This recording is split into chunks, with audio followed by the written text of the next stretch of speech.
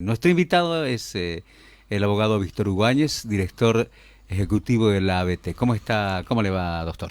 Muy buenos días, Marcelo. Aquí estamos. Muchas gracias por la invitación. Eh, Hay temas preocupantes. Antes, en la etapa anterior, habían como 6 millones de hectáreas de concesiones forestales. Hubo una nueva ley que obligó $1 por hectárea, por cuadrante le llamaban, Sí, y motivó que muchos no puedan pagar y dejen sus concesiones. Y entiendo que hoy no pasan de 2 millones de hectáreas bajo concesión forestal. La pregunta es, ¿qué pasó con esas 4 millones de hectáreas? ¿Quién las controla? ¿Cómo están siendo manejadas? Porque son áreas forestales, no agrícolas.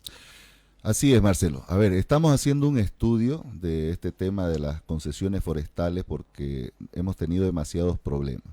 En primer lugar, es una constante. Vamos a volver al origen del problema que yo planteaba en un momento determinado. El problema del origen que en estas concesiones que son de uso forestal por la vocación de la tierra, así está aprobado en el plus correspondiente, tenemos asentamientos aprobados por el INRA, entonces para comunidades. Pero estas comunidades de estos hermanos bolivianos no se dedican a la actividad forestal, quiere decir que le están dando un uso distinto.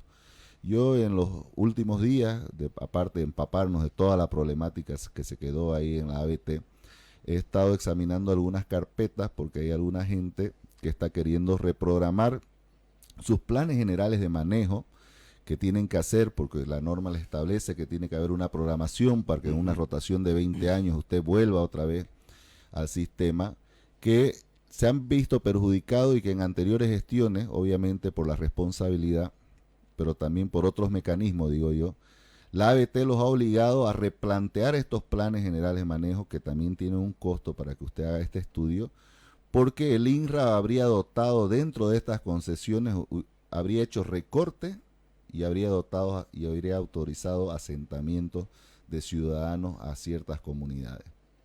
Y digo que no todos tienen vocación en estas comunidades de trabajo en el tema de la actividad forestal. Entonces está originando un problema. Primero porque seguimos explotando nuestra tierra desde un punto de vista que no es apto en esa vocación productiva, digamos, para lo cual se la está dotando.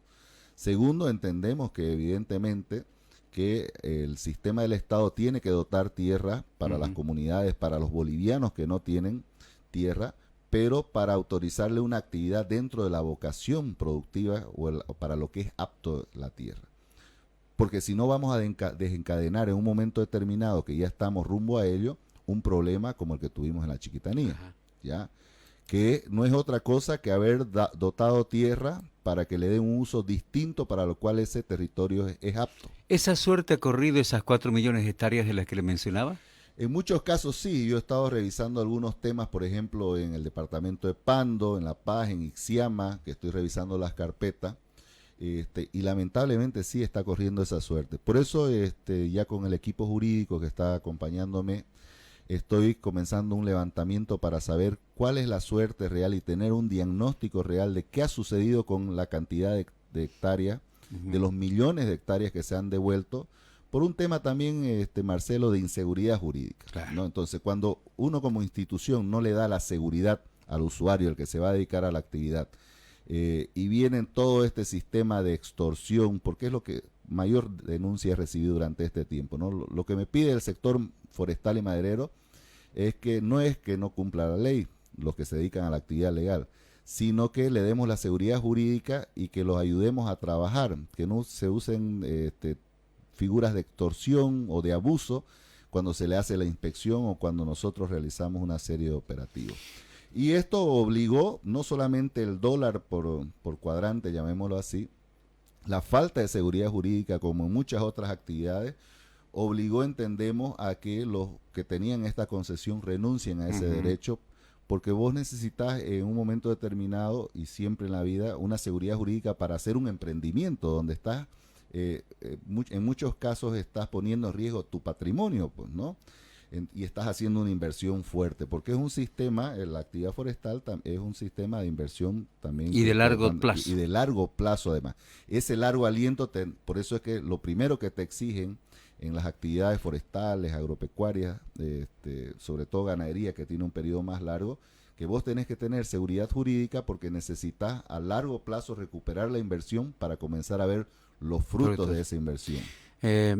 Una trampita ha sido las tierras fiscales, claro, porque estas 4 millones de hectáreas que antes tenían concesión, al ser devueltas se convierten en áreas fiscales, no tierras fiscales. Sí.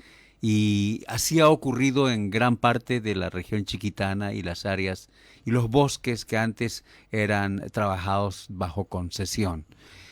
¿Qué van a hacer? ¿Van a restituir? ¿Van a recuperar? Porque además el INRA, en Pando, tengo información de Pando, los productores de castaña organizados tenían miedo de denunciar, pero ellos aseguraban que estaban viviendo un desastre, porque por encima, el Pando es un departamento primero totalmente saneado hace mucho tiempo, fue el primero en terminar saneamiento, pese a que estaba saneado, han habido nuevos asentamientos de comunidades y ante esta situación y la denuncia de los propietarios o de las personas que tenían saneada su propiedad, les asentaban campesinos llegados de otro lado y la autoridad les decía simplemente negocien, pónganse de acuerdo. Y esto ha generado todo un caos en un departamento donde creo que es uno de los pocos que mantuvo por mucho tiempo el bosque y diría con la calidad que esperamos, casi en su integridad. ¿Qué novedades tiene, qué información tiene de Pando? ¿Se confirma esta denuncia que me llegó, que repito, no quiso que la hagamos pública el dirigente del sector por temor a represalias políticas? Lamentablemente, Marcelo, tengo que decirte que la denuncia es cierta. Ya, Pando era un departamento que tenía una característica muy interesante. Durante un periodo había la actividad forestal, ¿ya? Y durante el siguiente periodo se dedicaba a la cosecha de la castaña. Quiere decir que había una doble productividad. Pero que por las políticas de Estado que aplicó el gobierno del movimiento al socialismo, comenzaron a haber recortes, asentamientos ilegales, a promover una actividad diferente para lo que es apto el suelo. Y aquí yo quiero hacer un paréntesis para que la ciudadanía entienda. No estamos en contra de nuestros hermanos bolivianos a los que se les dota tierra y que no tienen tierra para su asentamiento. Pero tenemos que darle tierra y direccionarlo para qué es apta la tierra, es la vocación. No podemos ir a hacer agricultura donde es para uso forestal o actividad forestal o donde es para hacer cosecha de castaña, que tiene una doble productividad. Lo mismo sucede en la chiquitanía. No podemos ir a querer sembrar o hacer la de vocación agrícola cuando el plus indica que es o para actividad forestal o para la ganadería o en todo caso bosques, porque hemos afectado nuestro bosque también de preservación, que son nuestros pulmones que nos aseguran la lluvia, el equilibrio del clima que se necesita, que es necesario hoy en día con tanto que ha cambiado el clima en todo el mundo.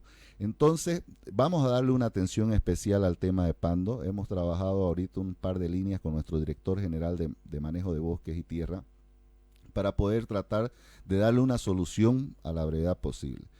Se quedó un documento del cual yo tengo conocimiento de un pequeño acuerdo que había entre algunos asentamientos y los productores o cosechadores de castaña que se dedican a esta actividad de muchísimo tiempo, ya mucho más antes que los asentamientos, son antiguos, y esperemos que en esta primera etapa, hasta que podamos reordenar esta situación como autoridad de bosques y tierra, se pueda llegar a este convenio para después volver a la normalidad. Retornar a la institucionalidad, al Estado de Derecho, Marcelo, va a ser un proceso, ¿ya? En muchos casos no depende solamente de la Autoridad de Bosques y Tierra, tiene que ver el Instituto Nacional de Reforma Agraria, que vamos a trabajar, tenemos la obligación de trabajar de manera conjunta con el INRA, porque estos problemas han sido ocasionados, y yo te lo decía en una anterior invitación, porque el INRA disponía algo irregular y la ABT miraba o se hacía de la vista gorda y miraba hacia un lado. Entonces, esto tiene que cambiar totalmente. Por eso nosotros hemos estado lanzando un mensaje para nuestros usuarios, para todos los que se dedican a la actividad forestal también, que es el tema de volver a la legalidad, a la seguridad jurídica, al cumplimiento de la ley, para que esta institución les retribuya con servicio, con trabajo, con ayudar en la reactivación económica que debe tener el sector, pero debemos retornar a la legalidad de las actividades, de los desmontes, de los chaqueos o de las quemas cuando correspondan, de una manera que se cumpla la ley por responsabilidad con el pueblo.